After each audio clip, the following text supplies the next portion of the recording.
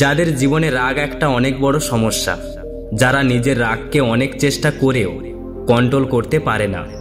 রাগের জন্য যাদের কাছের মানুষদের সাথে বারবার সম্পর্ক নষ্ট হয়ে যায়।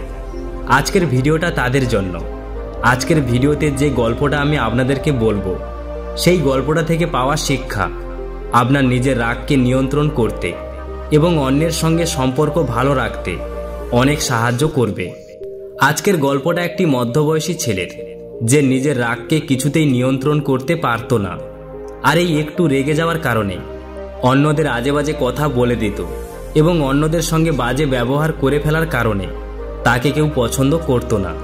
একবার তার বাড়ির সামনে দাঁড়িয়ে সেই ছেলেটি তার বাবার উপর রেগে খুব চিৎকার করছিল। সেই সময় সেখান দিয়ে একজন বৌদ্ধ সন্ন্যাসী যাচ্ছিলেন। তিনি সেই ছেলেটির চিৎকার করার ঘটনা লক্ষ্য করেন। তিনি দেখেন যে ছেলেটি রেগে তার বাবার উপর চিৎকার করে বাড়ি থেকে বেরিয়ে হেঁটে কোথাও চলে যাচ্ছে। সেই পথেই বৌদ্ধ সন্ন্যাসী কিছুটা এগিয়ে গিয়ে দেখতে পান যে সেই ছেলেটি একটি ঝিলের ধারে চুপচাপ বসে আছে। তিনিও সেই ছেলেটির পাশে গিয়ে চুপচাপ বসে পড়েন।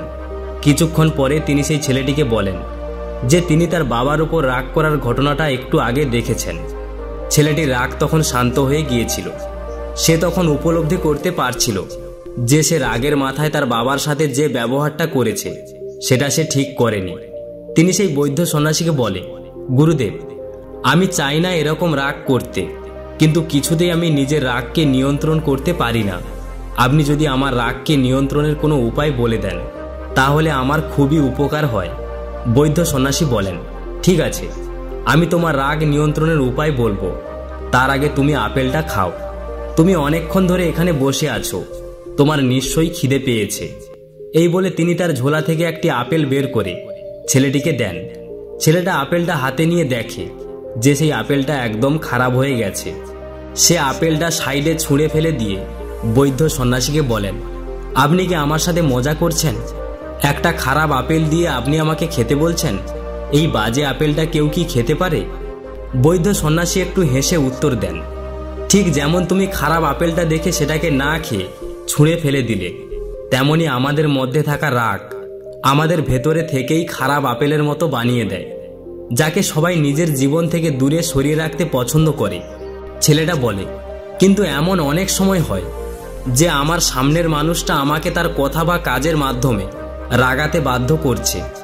এরকম পরিস্থিতিতে আমি কি করব?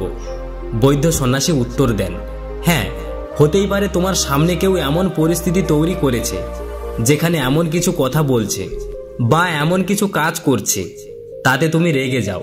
হয়তো তুমি রেগে গেলে তার কোনো উদ্দেশ্য পূরণ হবে, কিন্তু তোমার নিজের মনকে জলের মতো শান্ত রাখতে হবে। ধরো, যে তোমাকে রাগানোর চেষ্টা করছে সে একটা জ্বলন্ত দেশলাই কাঠি আর তুমি একটি বড় পাত্র।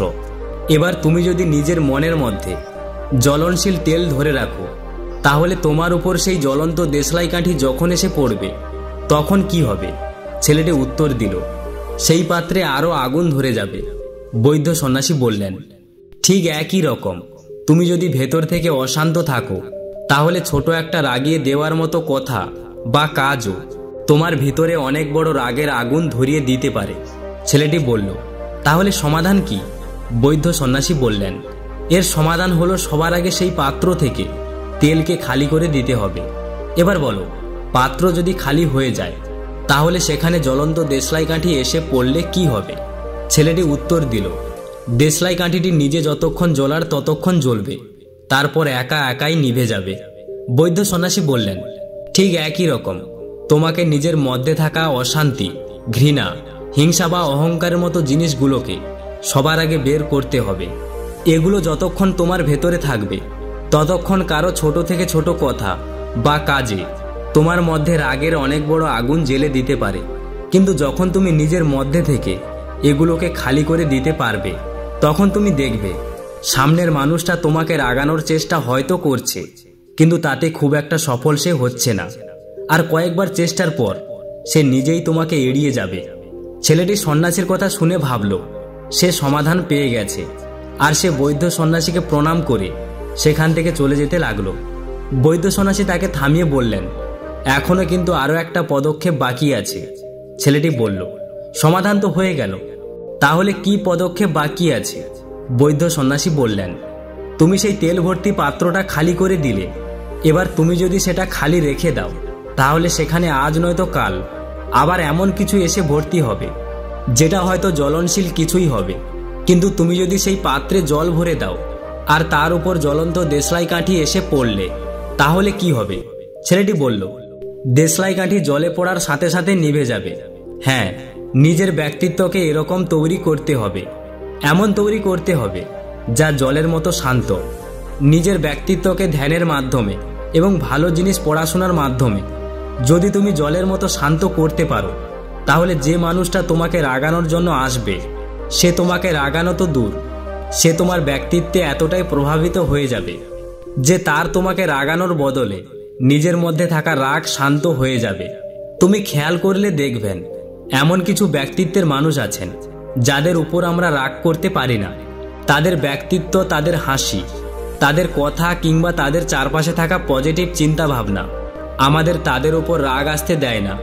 উল্টে আমরা তাদের কাছে বারবার যেতে চাই মানসিক শান্তির জন্য। নিজেকে এরকম ব্যক্তিত্বের মানুষ তৈরি করার চেষ্টা করো। তুমি তোমার রাগকে শুধু নিয়ন্ত্রণ করতে পারছো তা নয়, তার সাথে সাথে তোমার অন্যদের সাথে সম্পর্ক অনেক ভালো হয়ে যাবে। বন্ধুরা, আজকের এই ছোট গল্পটা থেকে আপনি কি কি শিখলেন, আর আপনি নিজের জীবনে এই পদ্ধতি কাজে লাগাবেন কিনা কমেন্ট করে অবশ্যই জানাবেন।